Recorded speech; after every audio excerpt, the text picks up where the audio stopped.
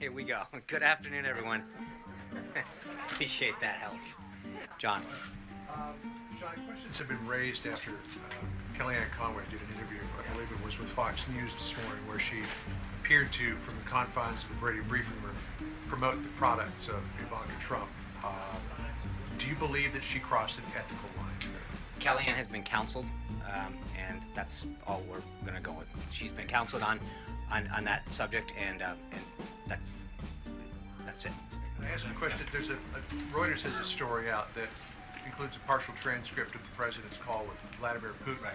in which he appears to express doubts about the New START treaty. Does he indeed have doubts about the New START treaty? Would he like to see that The renegotiated? president's conversation with President Putin is a private call between the two of them, and I'm going to leave it at that. We put a readout on the call, and we have nothing further beyond that. First, on the comments from Judge Gorsuch that have been reported out, Yeah. I just have a two-parter for you. Does the president still stand by his nomination? Absolutely. Given where Gorsuch stands That was on number one.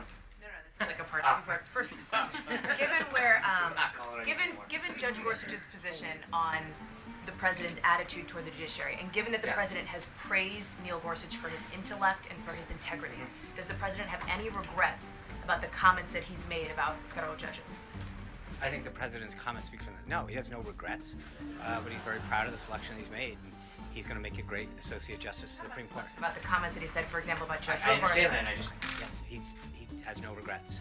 One of the criticisms leveled at President Trump's predecessor, President Obama, by Republicans was his excessive use of executive orders. The president signed 3 more executive orders today.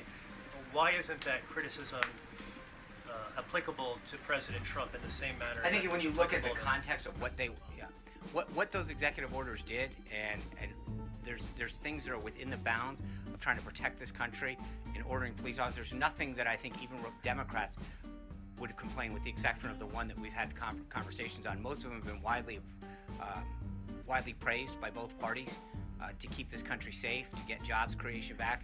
Most of them have been widely applauded. I think the difference with what President Obama did was stretch the executive order to take actions that had largely been within the realm of Congress, and to do things that didn't allow for prior input. The stuff that the president is doing is almost entirely highly applauded by both sides of the aisle and won tremendous praise. There's a big difference in the context in which those two administrations operated. Criticisms, in addition to that, was that President Obama, in using those EOs, was governing by executive fiat. He wasn't working with Right. Congress. Does the president plan But again, to I think use Congress in a legislative manner? Absolutely, to and I pass- just mentioned both tax reform and repealing and placing Obamacare, immigration. There's so many areas where the president's, he literally just, we held up this briefing a little so that 8 United States senators could walk out and talk about, and again, that meeting, while it was focused on the judiciary, they talked about infrastructure, they talked about other priorities that they have. He has shown a commitment to work across the aisle, to bring folks in, to listen, to hear their thoughts, to get ideas on a legislative agenda that they can move together with.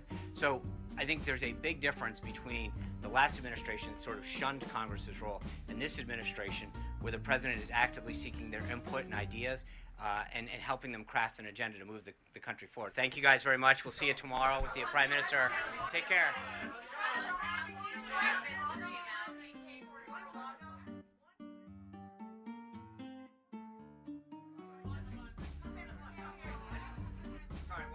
On Mar-a-Lago, someone asked about it yesterday, so quick follow-up.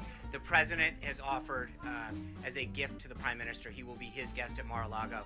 No one else will be staying there, as far as I know, from the Japanese delegation. They will stay out in town with the rest of the staff. But that is a gift that the president is extending to the prime minister. Thank you, guys.